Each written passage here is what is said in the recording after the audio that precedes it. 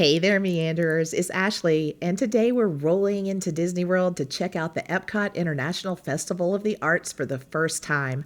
I've done my research, aka watched way too many food reviews, and we're diving fork first into the culinary arts while also soaking in all the incredible visual offerings.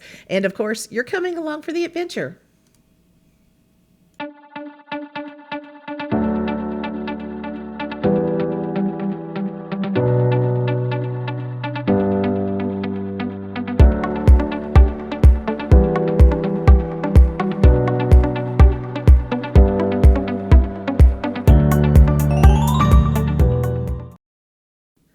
Or at least that was the plan.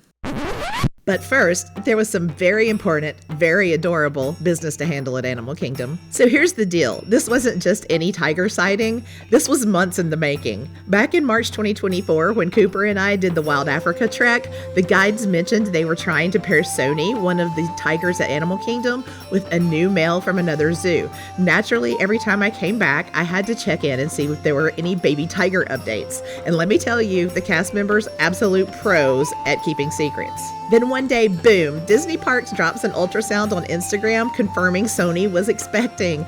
And once this little guy was born, they started Tiger Tuesdays on YouTube where you could watch him live. Yes, I have been keeping up with a baby tiger like some people follow reality TV. No regrets. And there he is, the little star himself, Bakso.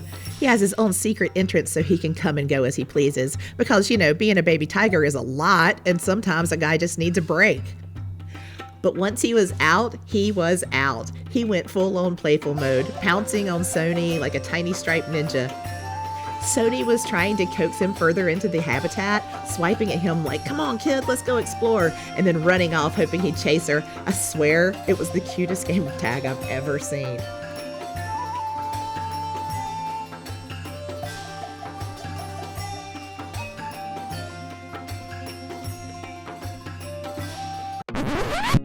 Okay, now back to our regularly scheduled programming, because as much as I'd love to spend all day watching baby tigers, we've got a festival to explore. All right, time to strategize. The Festival of the Arts, it has so much to explore, but let's be honest, first stop, food. And we're starting strong with this soft-shell crab slider. This little guy comes with green papaya slaw and mango ketchup on a toasted brioche bun. I've never had soft-shell crab before, so this was a bit of a leap of faith. I don't think I've ever eaten a soft-shell crab before. Let's go in. Ah.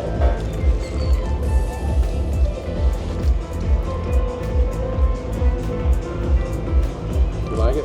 It's actually really good. Go for it. The Craftsman Courtyard. The walkway between World Showcase and the Imagination Pavillion. So that's over there. That's where the Wellington is. Oh yeah, that's next, right? Mm-hmm.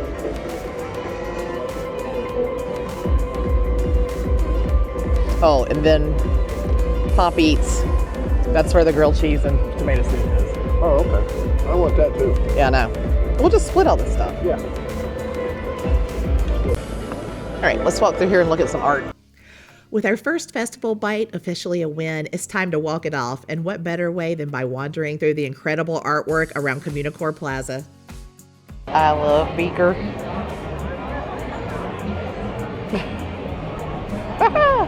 That's so cool. Oh man.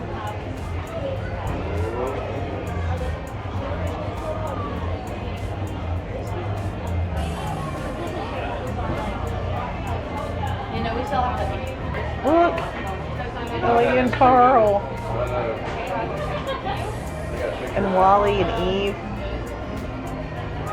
That is so cool.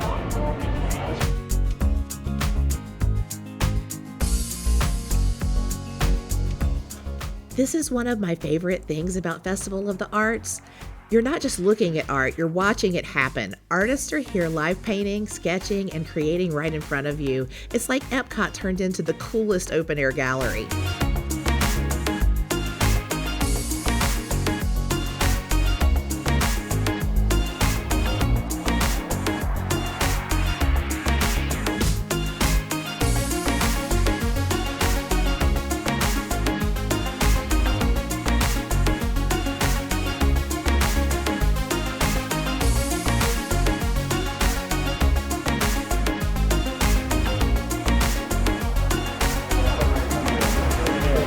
love this movie when I was a little kid.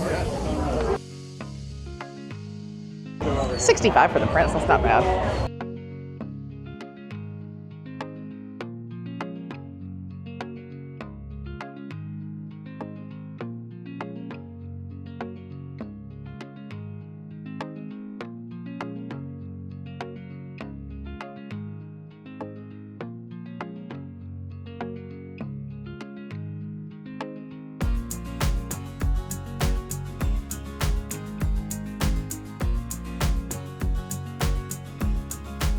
All right, time for round 2 of Festival Eats, and this one sounds fancy. We're at the Craftsman Courtyard to try the beef Wellington inspired Croissant Supreme. This one's got a cream spinach croissant pinwheel, mushroom gorgonzola ragu, mustard grilled flank steak, red wine sauce, and pickled mustard seeds. Basically, they took beef Wellington and gave it an artsy little festival makeover. Because every great meal needs a great drink, I also grabbed the coffee old-fashioned, Joffrey's Coffee Cold Brew, simple syrup, orange bitters, and Jim Beam bourbon. It's like your morning coffee decided to go for a classy night out on the town. Okay.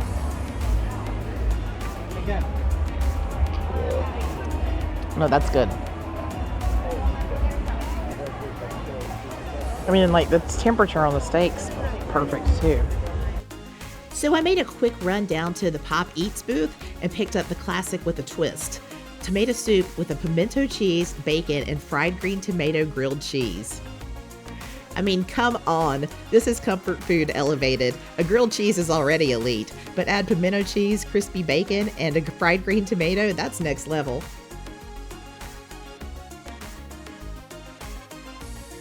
Next up, we're getting artsy. And by artsy, I mean I have been entrusted with a tiny container of paint and a very specific job. And as a reward for my contribution to the expression section mural, whether captured on film or not, I got this little bookmark with a preview of what the finished mural will look like. It's Figment, because of course it is. After all that food and painting, it's time to step inside and check out something really special. Costumes straight from Disney on Broadway.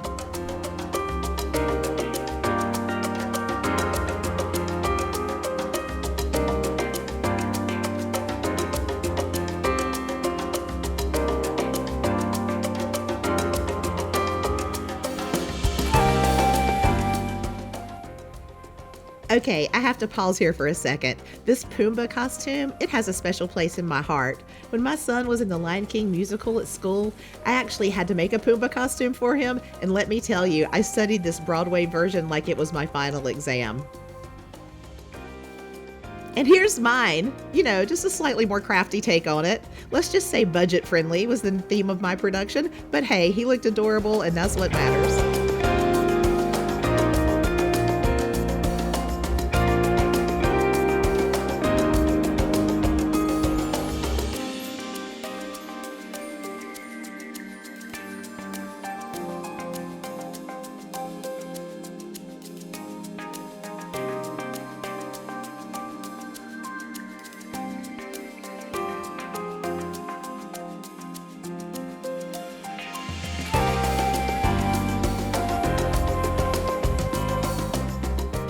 Now this part absolutely blew me away. There is a section featuring the Aladdin costume studio, and as someone who sews, I was obsessed with all the detail work, the embroidery, the beading, the craftsmanship.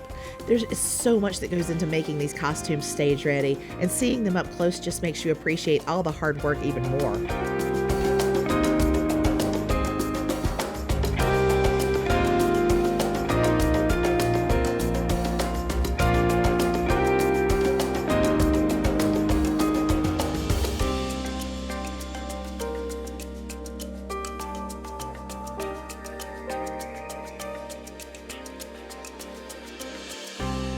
There's so much Broadway magic in here, from the Lion King to Aladdin to Frozen.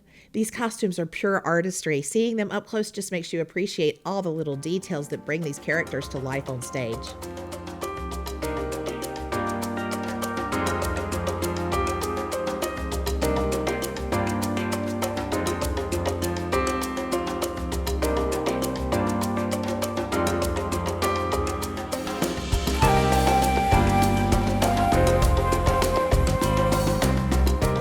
And of course, no Epcot festival is complete without merch.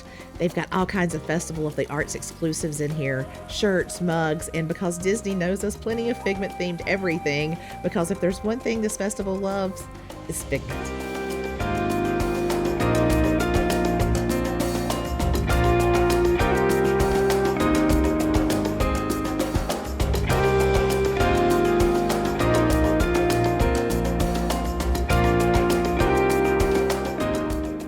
And then we passed by something really special, the Disney Fine Art booth featuring the work of Tony Baxter. Now, if you're a Disney Parks nerd like me, that name should sound very familiar. He's a retired Imagineer and Disney legend.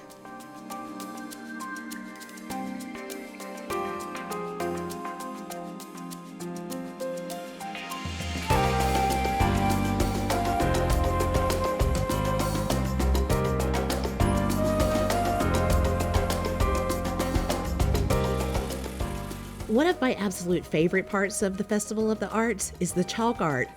I mean, these artists are just out here casually turning sidewalks into masterpieces. No big deal. There's so much variety, from Disney characters to landscapes to original designs. It's like a little outdoor gallery that is literally here today and gone tomorrow.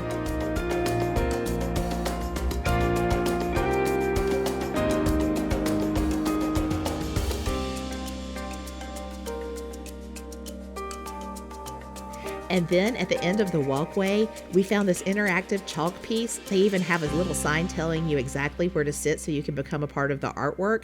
Naturally, I had to try it. And then I stumbled on what might just be my new favorite Disney artist, Rob Kaz. His paintings are absolutely adorable. He has this way of capturing Disney characters in these fun, charming little moments, and I was obsessed with every single one.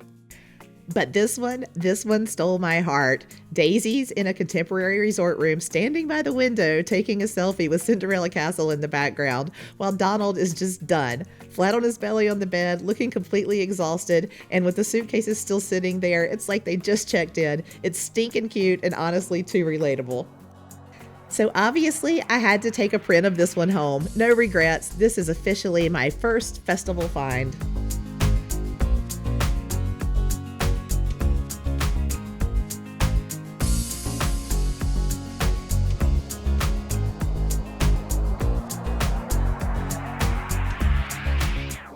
And just like that, day one was a wrap. But don't worry, we weren't done yet.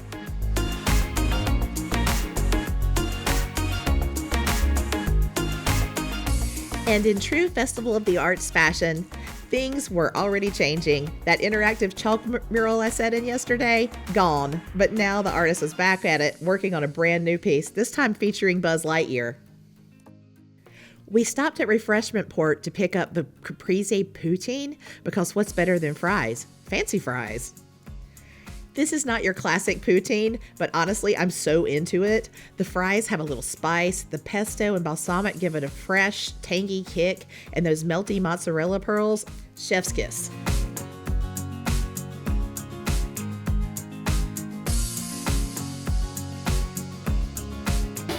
On the way through World Showcase, I stumbled upon a little surprise, live music in the Canada Pavillion, because what's a festival without some good vibes?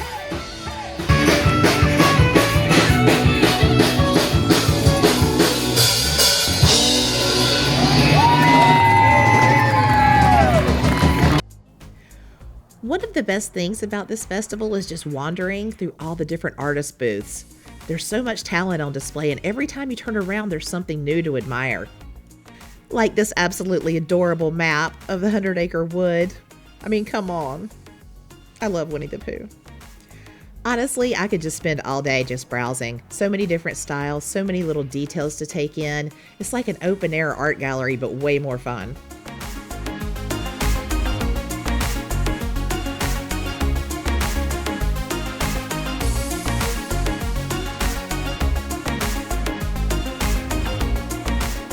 And speaking of whimsical finds, I came across this portrait of White Rabbit, which is already fun on its own. But hey, did Alice step through the looking glass again and start a side hustle as an artist?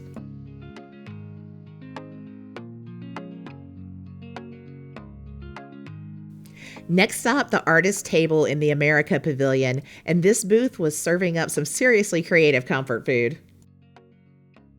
First up, we tried the deviled egg trio, because why have just one deviled egg when you can have 3? This trio included a pimento cheese egg, a green goddess egg, and a BLT egg, so basically 3 little bites of eggy greatness. I had the J Vineyards and Winery Pinot Gris. It was crisp, light, and a solid choice if you're a white wine fan. And then we went for the chicken pot pie, but this wasn't your average pot pie. This one had a smoked cheddar Mornay sauce, roasted vegetables, pickled mushrooms, wasabi peas, and cherry chicken jus, all served open face on a flaky pie crust. Wicked Weed Brewing Pineapple Daydream IPA had a tropical, slightly hoppy kick. Definitely pimento cheese.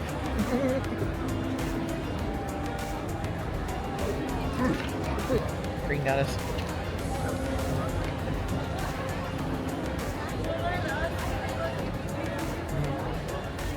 So.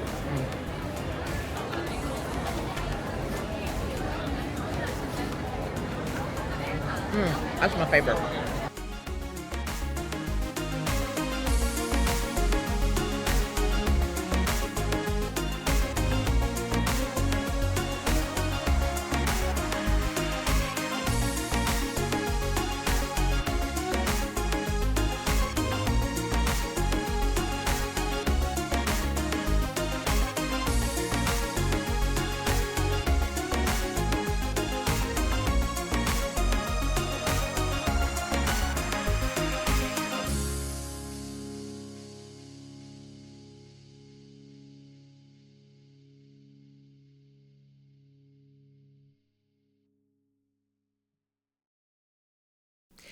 As the sun started to set, we took one last peaceful ride across World Showcase Lagoon because after 2 days of exploring, a boat ride just felt like the perfect way to wind down. And as if EPCOT knew we needed one last magical moment, we got this. The monorail literally riding off into the sunset. I mean, you can't script a better ending than that. So when I thought the night couldn't get any better, we caught my absolute favorite Spaceship Earth show, Rainbow Connection. This one gets me every time. The music, the colors, the nostalgia, it just feels like pure Disney magic.